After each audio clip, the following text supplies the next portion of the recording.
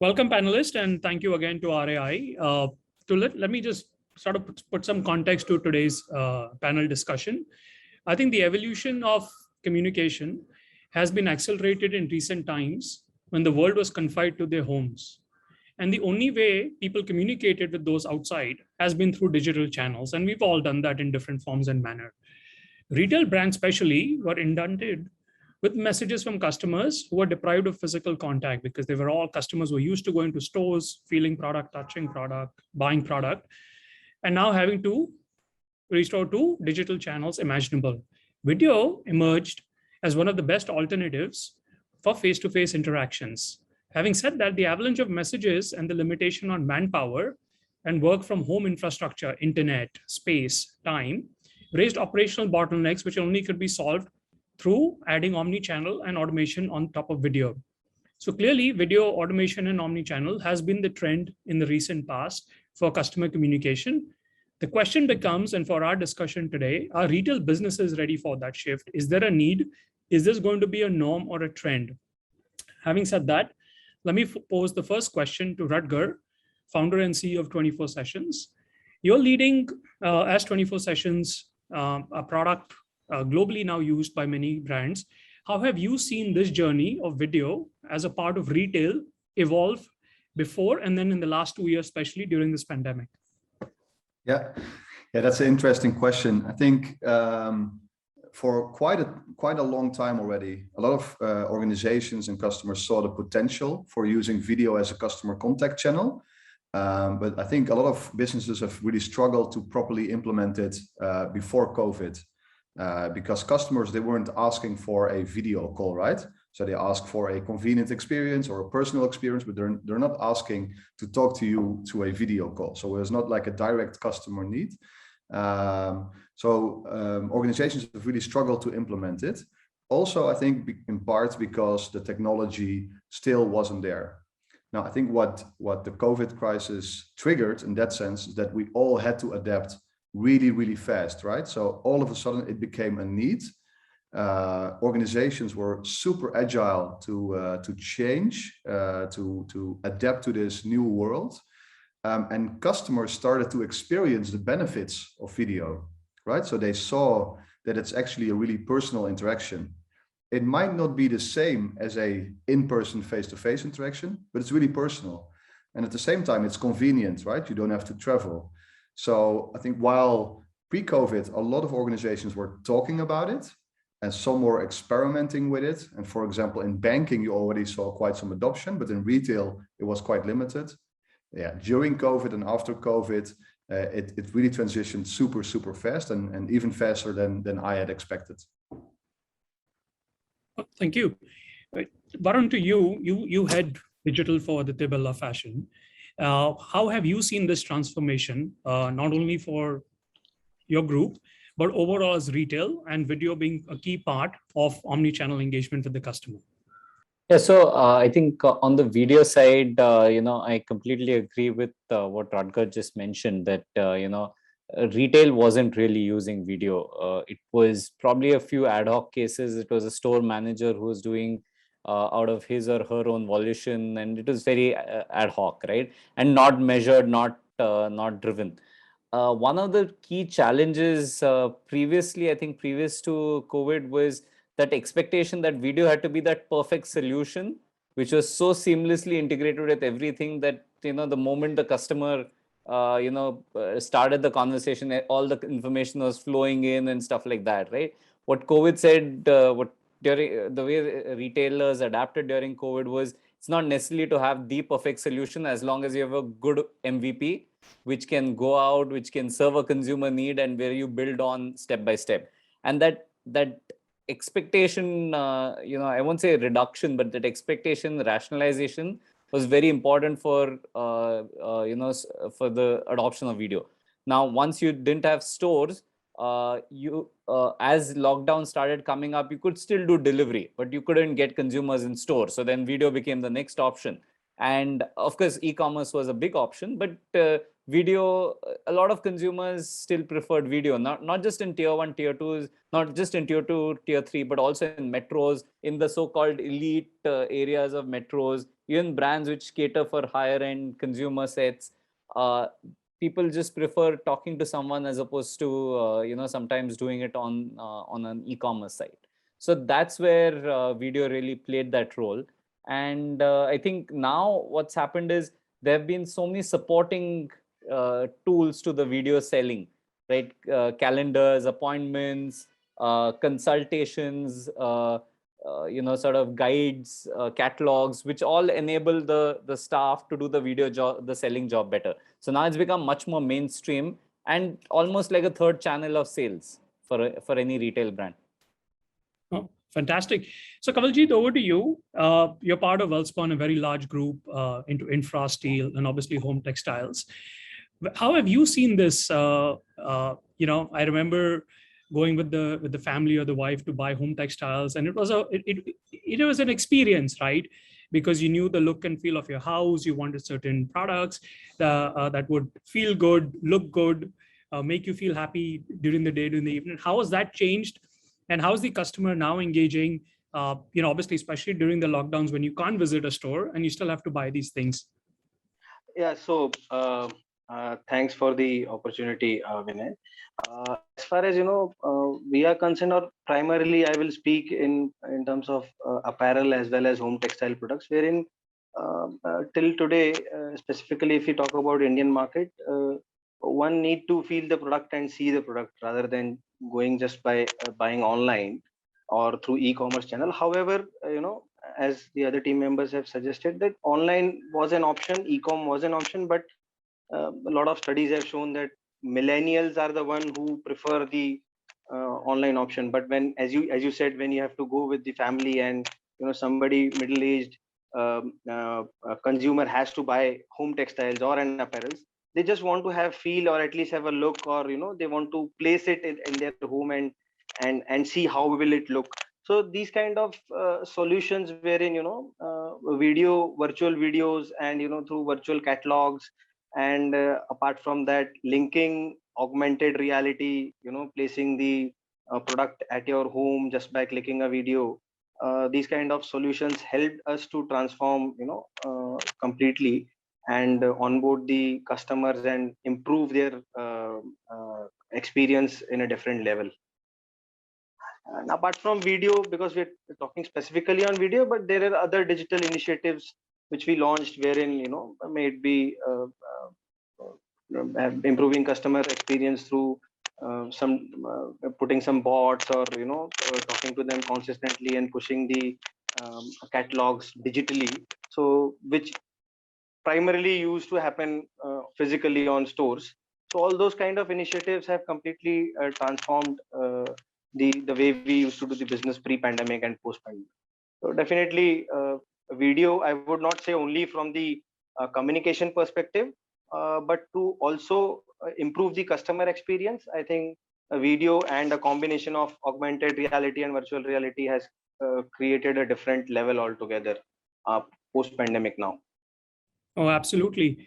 Moving to you, Rahul, you head digital BPCL, a business and a product that has to be bought in physical. At least to my context, you need to drive your car and fill gas in it. How have you seen with, you've led the implementation of Unified App Hello BPCL Urja. How have you seen transformation in customer engagement, automation, and maybe a flavor of video, I'm not sure, but more overall, how is the customer now engaging with you that is used to going and talking physically to a retail outlet, at least from a consumer perspective? Thanks a lot, Vinay. First of all, for giving an opportunity to be able to speak along with this eminent panel, and also to be able to showcase as to what BPCL has been doing and has done in in this area. So customers today expect excellent experiences made up of frictionless customer journeys and extreme convenience. And for us, we are a commodity industry, and you have to come to us. You have to buy your fuel you have to, buy your LPG cylinders. So we know that, your requirements are going to be fulfilled by us. But then, things are not the same what it used to be earlier. There's a lot of expectation from the customer. There's a lot of competition which is coming in. And, unless we get into a level of, I'll not say hyper personalization, but a level where we are able to identify our customers and reach out to him on a one-to-one basis, I think that has become a need of the hour. For doing that, what is most important is how do we, design our communication with him, making him understand our language, or understanding his language, and fine-tuning our offerings is what we have been working on. And as a result of which is what our product, our offering Urja, which is an interactive messaging platform, the chatbot, we launched. It was not based out of something what we wanted to offer to a customer that use it, but it was based on our many workshops which we conducted in different demographies and geographies, only to understand what is the kind of communication the customer wants to do with us. So how do we convert that communication into or how do we digitally enable that is what we worked on when we launched Urja. And we are proud to share that in a period of 7 months, we have had more than 20 crore interactions with more than 1 crore unique customers. They are repeatedly working with us, and the traction is that every transaction or every communication is for a period of minimum 3 minutes. So the chatbot has become so intelligent that it is able to keep a customer engaged for a period of 3 minutes, which is a very high attention time for any customer to give to particularly a product like ours. We are a commodity product. When you talk about use of video, we have changed our approach to the way we reach out to the customer, because everything is driven by the kind of experience experience we can offer to him across all our touch points. So we've gotten into as Kanwaljeet also mentioned, we've gotten into a space where we are having exclusive cookery channel for our housewives, where we have major influencers who talk about not just the product services, but also all about the value addition which we can do to the lives of the customers. The way we are managing our operations using video analytics or virtual reality is what is defined in our offering of trust to the customers. We make sure that all our quality KPIs across all our depots, installation, LPG bottling plants at our 18,000 retail touch points are monitored centrally through a command and control center, which is IRIS. So we want that to be made visible to the customer, which is what is a part of our transformation journey. So, video does evoke emotions. People can hear the tone of your voice, see the expression on your face, and consequently relate. And I think that is what is the premise on which some of our digital offerings are being made. Thank you. That's very interesting, right? Always the challenge for a brand, which is more of a need versus, like oil and gas, is how do you make relevant content to engage with the consumer? And it's a great positioning where people can learn to cook, use, and then there is a subtle oil and gas, messaging there. That's fantastic. So I think we can all agree that communication channels have evolved. Video is now becoming a part of at least retail experiences at different levels. Rutger, back to you. You've worked with multiple brands, and if you had to give a very overarching view of what are the challenges that you've seen retail brands face when they are, in times like this, and then to deploy video, and maybe some solutions or some best practices that, or success stories that have come out, which other retailers could learn and listen from. Yeah. So maybe let's first dig into, I think, a similar case around Vattenfall, a very large energy company. And I think it touches a lot of the examples that you gave, Rahul. They are also a commodity, right? So they deliver energy and gas to your house, and it works, right? And you never really encounter them. So it was heavily commoditized. And one of their only real customer touch points was the energy bill that they sent to the customer. And this is typically not a positive touch point, right? So they were wondering, how can we make this bill a positive touch point? So what they started was an initiative called the energy scan. So whenever a customer had to pay more than expected on their energy bill, they would offer a free online energy scan to them. So basically included in the bill was a link to an online appointment scheduling system of 24 sessions, where the customer could book a free personal energy advice session via video. And I think that's also one of the benefits of video.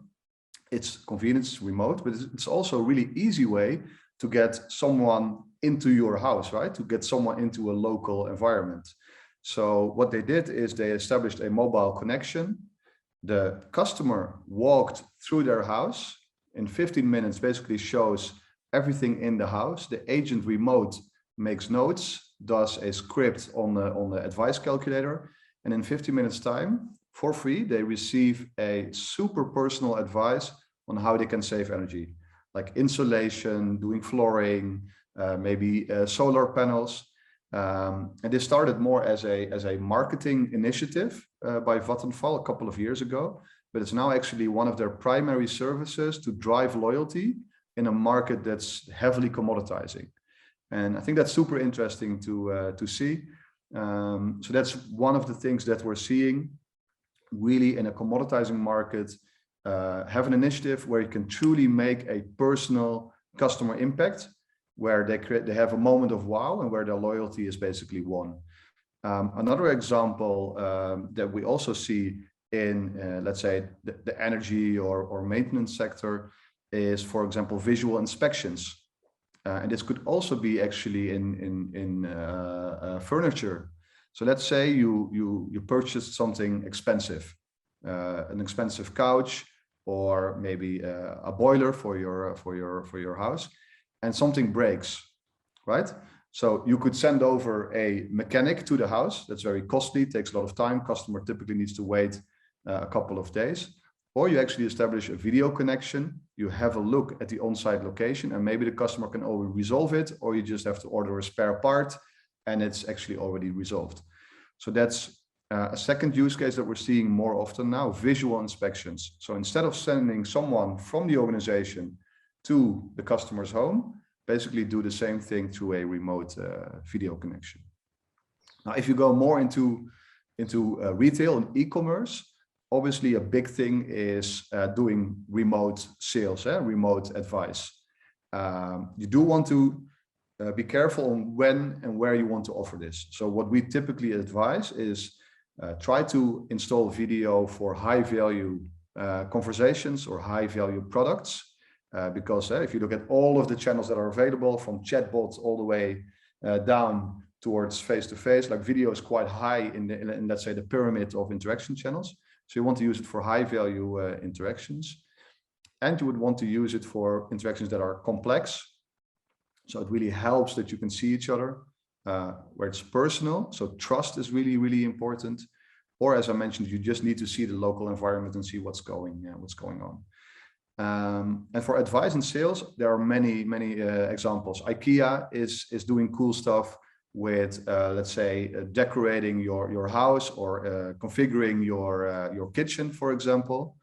And by doing so, we also see that conversion rates increase because you're really helping the customer. We also have another customer, which is Holland & Barrett. It's a pharmacy store. They also started in the COVID times as an experiment, and they're actually giving you health-related advice around their product offering.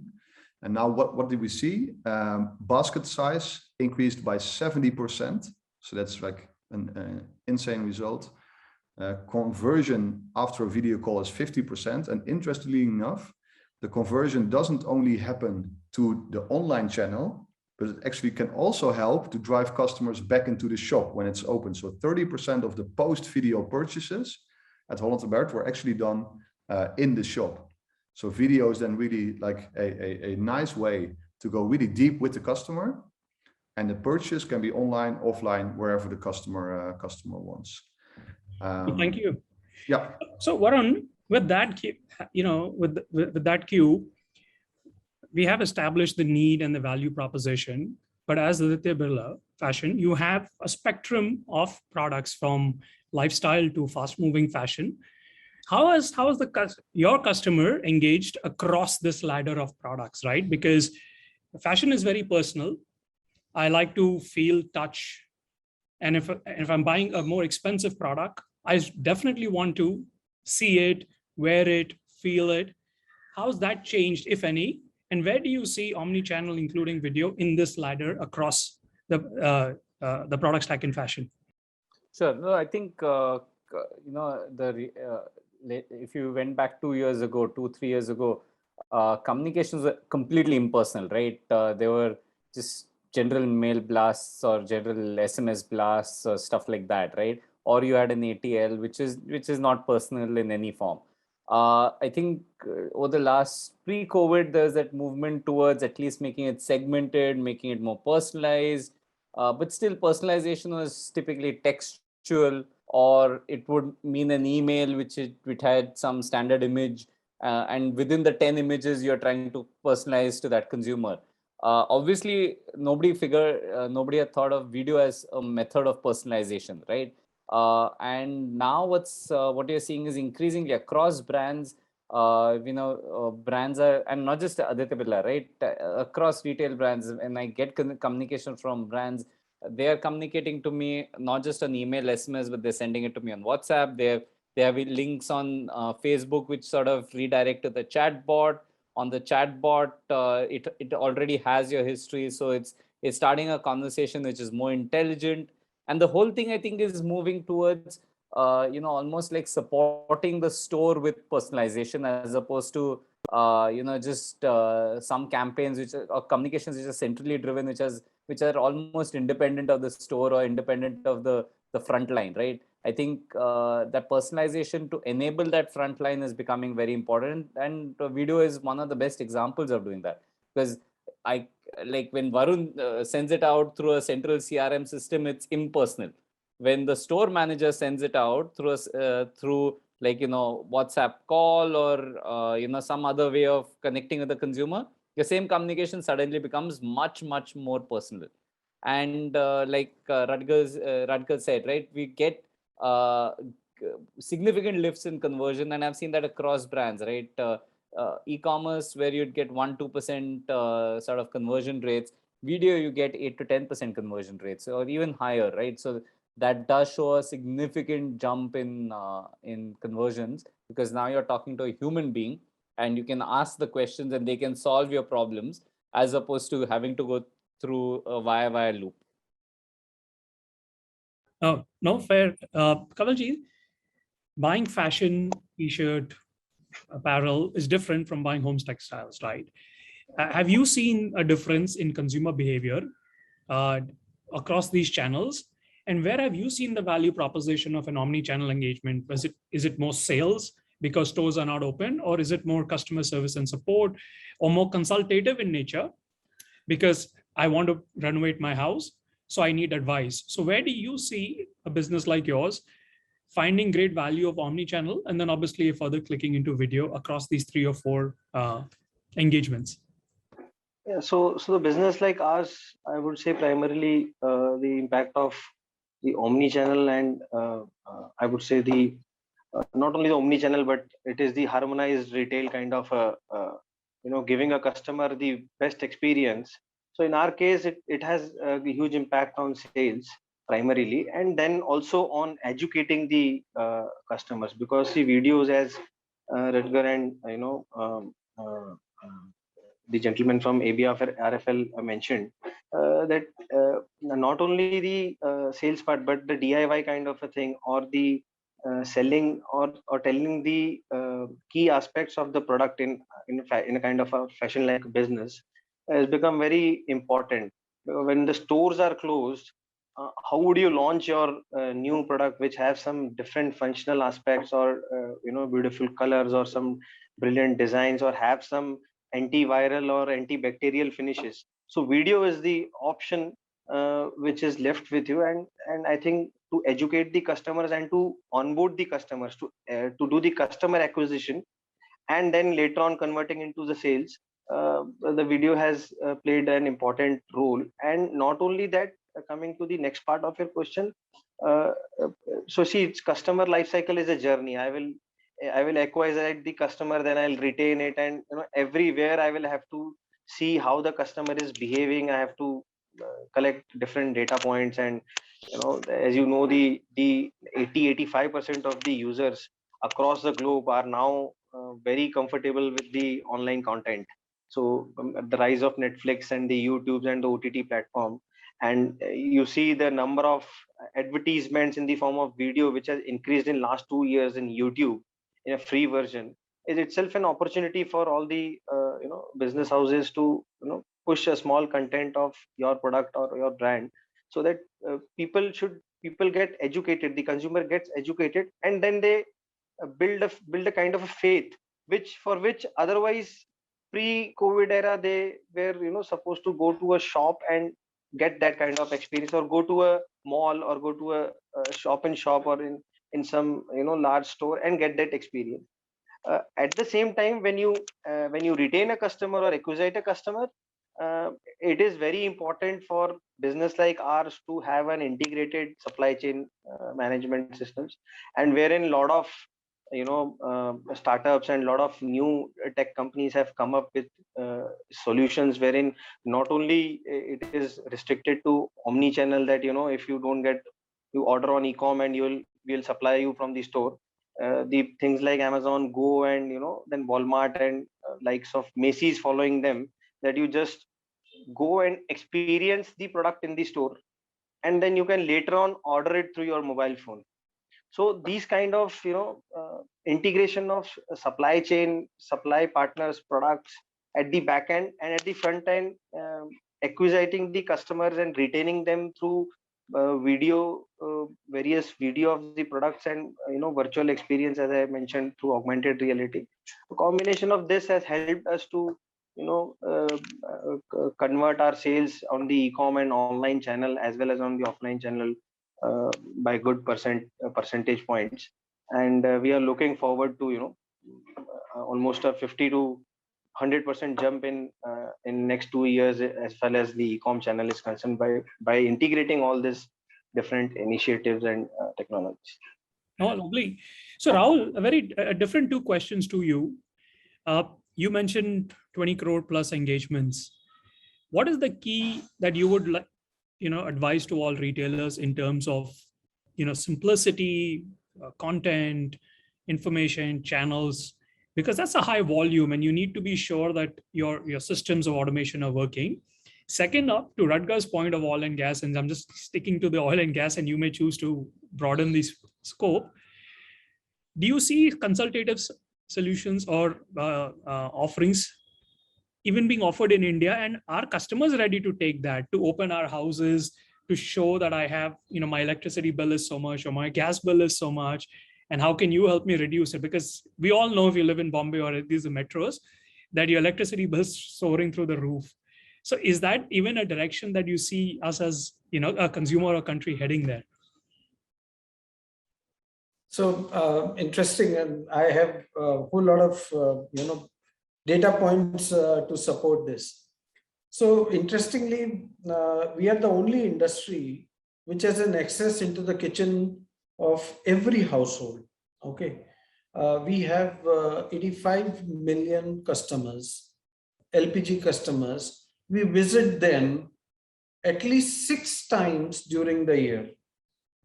So you can understand up to what point we can reach inside. So we already have the reach.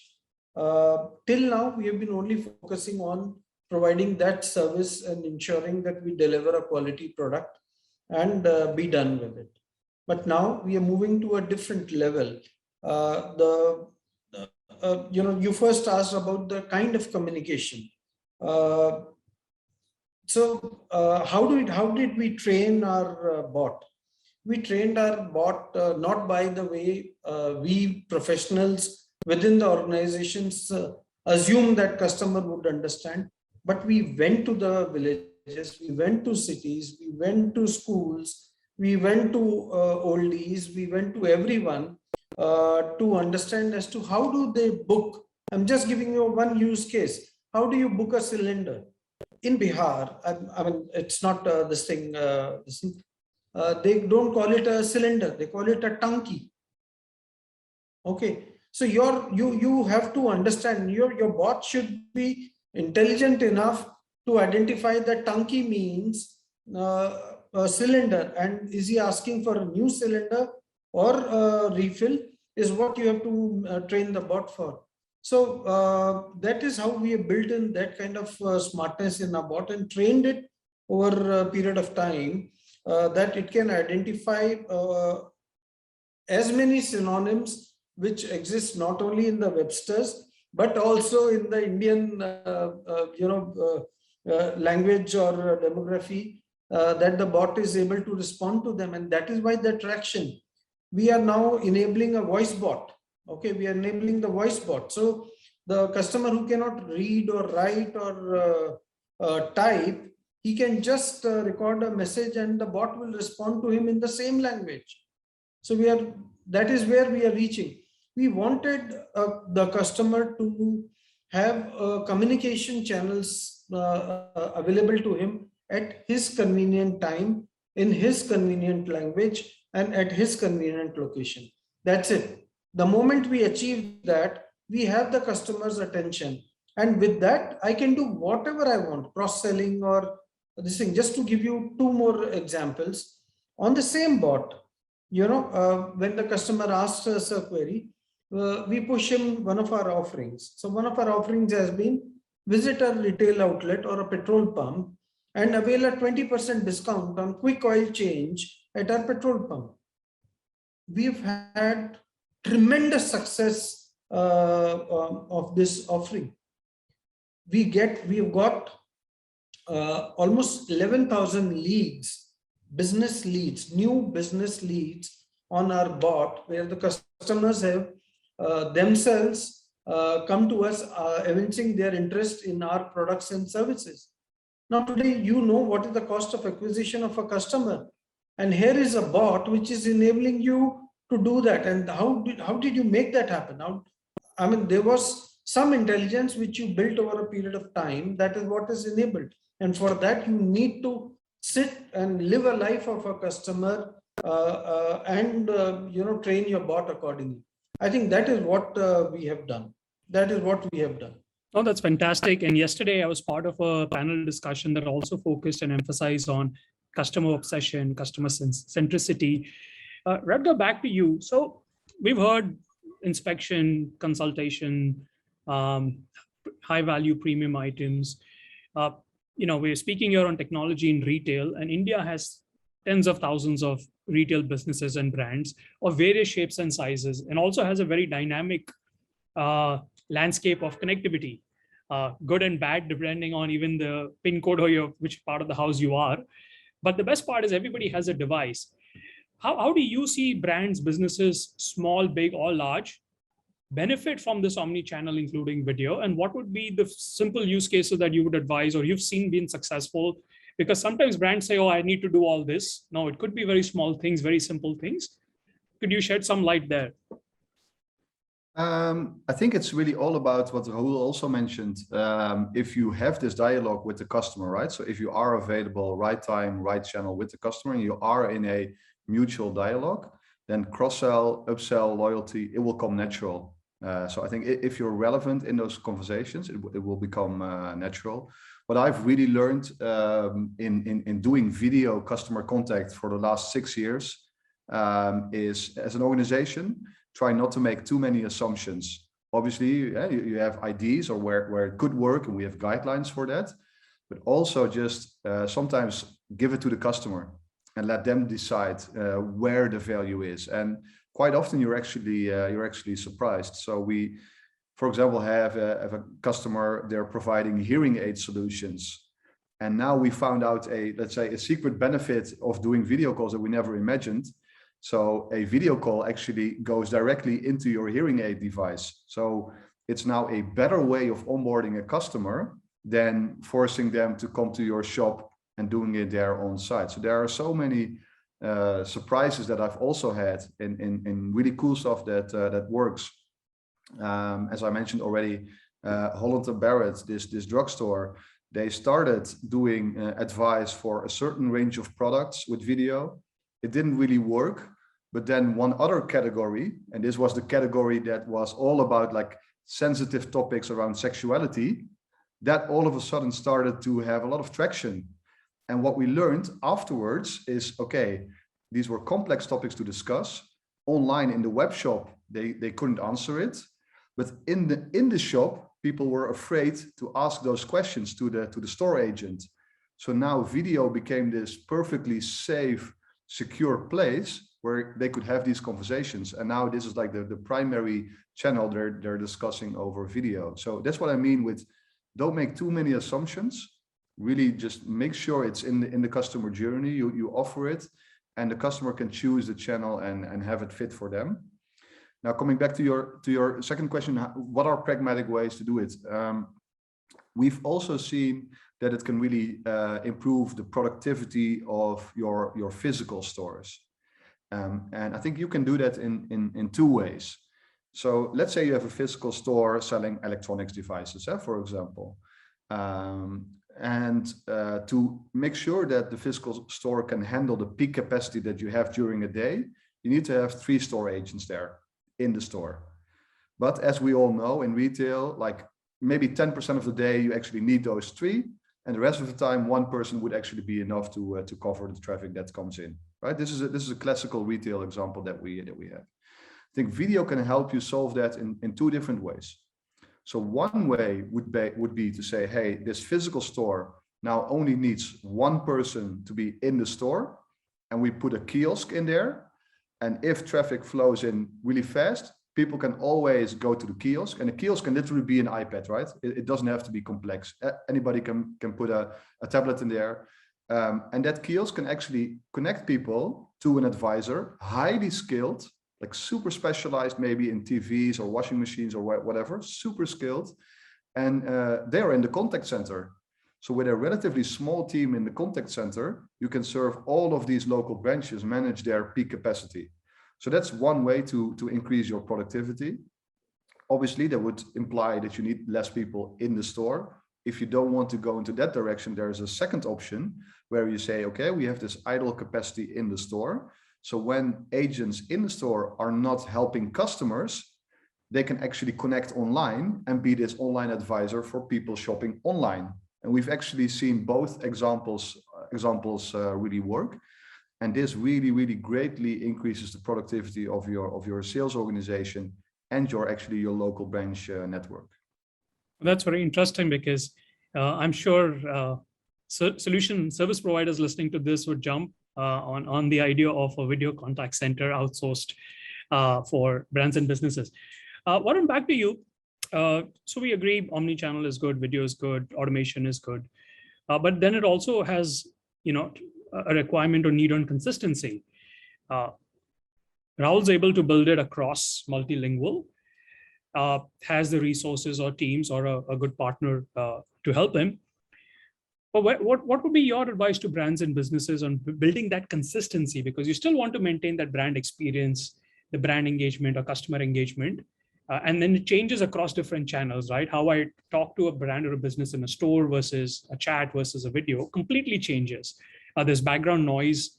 There could be, inappropriate customer conversations. There could be family. How do you kind of see that evolving, and where do you see, or what is the trick to getting consistent experiences across different channels as retail? So I actually learned a lot from what Rahul was saying, because what he highlighted was Just building on this example, it shows the power of not just technology in this whole thing, but your rules and your business flows and your conversational flows. They are far, far more important than just the technology, because technology is no longer the limiter. Right now, you have voice recognition, you have various language translations and things like that. Now, what do? Now, if I say something in Hindi, the bot understands that. But if your bot is dumb that it doesn't know what to do with that, then it's not technology the limit. It's more the processes and the flows. And I think that's what's really come out. Kudos to Rahul and team. That was a fantastic, that was a fantastic learning experience. In terms of, but where it boils down to is how automation needs to be done, right? I think automation is not about taking the most complex cases and trying to solve them on day one. Automation is about building it step by step from an MVP to a phase 1 to a phase 2, phase 3. I'm sure he didn't look at Tunky on day one, right? It wouldn't make sense. He would have had to start with a basic cylinder. I'm sure the team then looked at, okay, what are the conversations that are coming into the bot, start analyzing patterns of what are the most important things which the bot is not handling, start adding those use cases and building it like classic agile product development, right? Instead of saying that I want the perfect solution, because if you go with the perfect solution on day one, chances are that you have gone in the completely wrong direction, because what you consider perfect is not what the consumer considers perfect.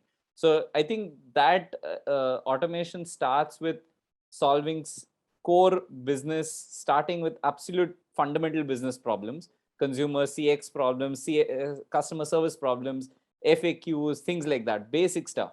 And as you get consumers replying and responding, you might have menus in your bot or in your communication saying type 1 for this, type 2 for this. Consumer doesn't care about that. Consumer is typing what they want to type, right? So you have to learn and be humble and realize that, okay, there are 10 other use cases that are outside what you have built for. Start building them slowly and then take it from there. And that's how the teams reached the 3 minutes and 20 crore communications. It can't happen otherwise. And I think that's what a lot of retail has started bots. They are still at the stage where it's type 1 for this, type 2 for this, including a lot of ours. And I think over time, we'll have to look at not just this rule-based journeys, but taking in what the consumer is typing out and constantly evolving it, then feeding it to your algorithms to say, okay, now once the consumer means this, what else can they be asking for? And then using that to engage with the consumer further, whether it's on bots, whether it's on websites, whether it's on SMS, emails, or whichever channel you're doing it through. That's the way to go about your automation. No, it's rightly said. Interestingly, let's take some questions from the audience. And Varun, to your point, the question is, does automating customer communication only mean using chatbots? To something you were just addressing, right? So, no, I don't. Sorry, go ahead. So. No, I don't believe so. I think you can have lots of use cases which are not necessarily two-way automations, but they can be one-way automation. For example, in contact centers, one of the biggest problems in e-commerce, or one of the most dominant queries in e-commerce for contact center is, where is my order? Right? And that just shows that you're doing a bad job of communicating outbound to the consumer, that in an automated manner, that here is where your order is, and keep on flowing that. That's not necessarily a chatbot conversation. That can even be a unidirectional email, SMS, WhatsApp, whichever way of communicating. Oh, absolutely. So, Kanwaljeet, what is the loss of business or impact in loss of business due to not having omni-channel today? We know some of the values, but where do you see this loss or perceived loss of businesses where either it's omni-channel, automation, video? What is the loss on the impact of business? A tough question to put it in, quantifying it in numbers, but definitely, I would say, as I earlier also mentioned, that and because of the effect of pandemic, anyhow, the youth is very much poised towards online medium. So for example, the way Rutger mentioned the example of a furniture, in a similar way, if I just want to buy a small rug or a carpet for my house, I can use a video just to buy that. But eventually, if I don't have that particular platform or that hosting within my within our any corporation, if they don't have that kind of digitalization wherein they give the customer an option sitting at home and deciding to buy the products, or take the sales decision, then definitely in this competition we are we might be one who is not uh, very much poised an organization towards this journey, will definitely be left behind and will not be able to move ahead along with the I would say the more of a, so the world is moving towards more of a personalized a customer experience, and that brings a lot of abruptness into demand forecasting and demand sensing and supply chains. But that's fine, that's where the world is moving. So somebody who is not adopting this, definitely as an organization they will be having a huge loss in terms of sales, and in terms of services also. So you see, one of the classic examples which I would like to quote, when everything was under lockdown, and if suppose you want to see a doctor, so prior to pandemic, I mean, at least I have never went to a, I have always went to a doctor personally and met, but the way it has changed and the online consultation has just bumped up. It is not only about now sales when it comes to a doctor and a patient interaction on a video and sharing the reports, but in many cases they might have saved lots of lives also.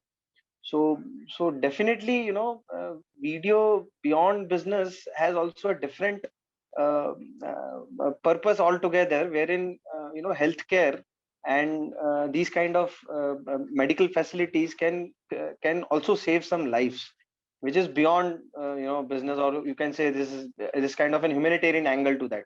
So I mean, definitely one who is not adopting it is incurring some kind of a loss. May it be a sales, may it be a loss of customer, or may it be a loss of some life or something at any corner of the world. So it's a loss, but to quantify it at this moment, it's a difficult question to answer. No, I hear you. Another interesting question, and Rahul, this comes back to you, and I think you touched upon it some. Our audience wants to know, how can video be used for managing service request resolutions? And I know you just started on that, so the question comes back to you. So, there's a use case in our industry also. What we have activated right now is that, we are getting into value-added services at our retail outlet. So we are working on, servicing of vehicles and two-wheelers, and all. We are looking at various models over and above retail fueling. So in these models, we are looking at giving an experience to the customer that you leave your vehicle or we get it picked up, we service it, we give you a link, have a look at it, be very clear as to, you're in absolute control of knowing how your vehicle is getting serviced, at what point in time, where it is, what is the activity happening on the vehicle, and when you take the delivery, you have absolutely what is the activity which is being done. So this is kind of creating a live environment of a service which a customer would always be so unsure whether it is happening right, whether the oil is being changed, whether a genuine oil has been put in. All those kind of queries get addressed in this manner. But there is one very interesting thing we have launched 2 weeks back. Okay, we know that COVID has had its own impact, and our industry is also not something which has not got impacted. Customers are still very, very cautious about exchanging the currency and allowing the delivery boys who are fueling in the two-wheelers or four-wheelers to touch and avoid the card usage and all those things. So what we thought and we understood from the customer was that he wants something that he should just come and he should fill and go. No other interaction, no other activity, no communication, nothing should be there. This is totally different than how typical oil marketing has happened over years together. Every time we have been taught or told that the DSM should greet the customer, he should politely ask how much you want to fuel and what fuel do you want, and then he should exchange the money, give the bill. The customer does not want any of this. Boss, do not disturb me. Let me come in, let me fuel, and let me get out peacefully. I don't want anything.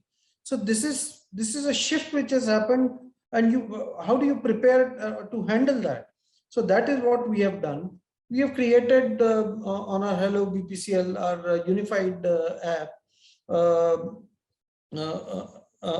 It's an initiative. It's a web-based platform that the customer can pre-decide what is the amount of fuel he wants to fill.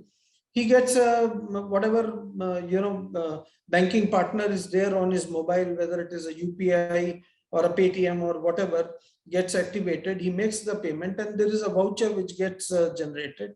He comes to the outlet. All he needs to do is to show the voucher to the fueling machine. That's it. The fuel machine gets preset on its own. The fueling happens and he goes off. That's it. The moment fuel pipe is put back on the dispenser, the customer gets the bill for what is the value which has been, for which he had got the voucher, and what has been actually filled to him. And if there is any difference, it gets refunded back to his account before he starts his vehicle.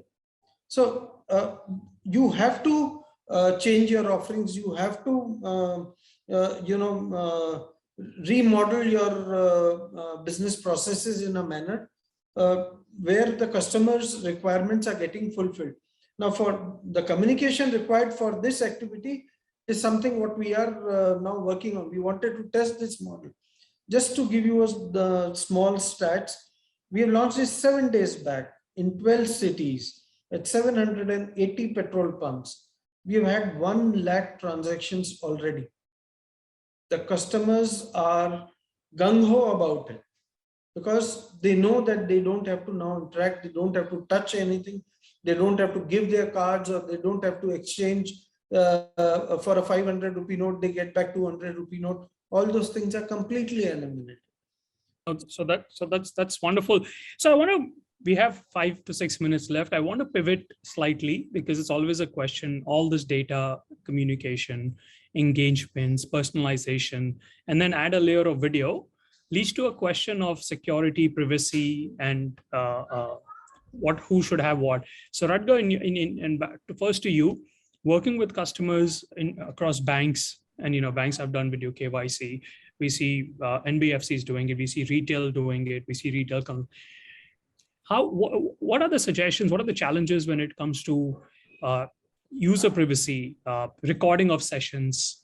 When should you, what shouldn't, and what are the safety measures brands should take?